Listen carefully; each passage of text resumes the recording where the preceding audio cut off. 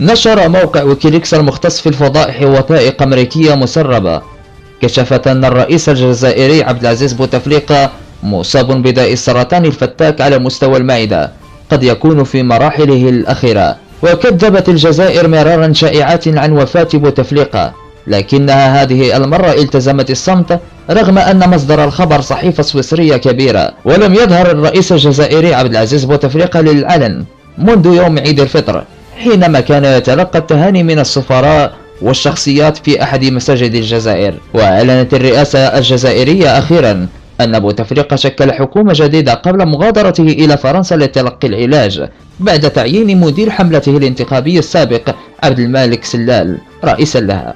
ولم يظهر الرئيس الجزائري لا مع رئيس الحكومة المعين ولا مع الحكومة المشكلة حديثا.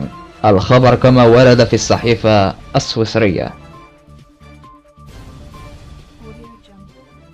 إذا أعجبك الفيديو لا تنسى الضغط على إعجاب والتعليق، ولكي يصلك كل جديد اشترك الآن.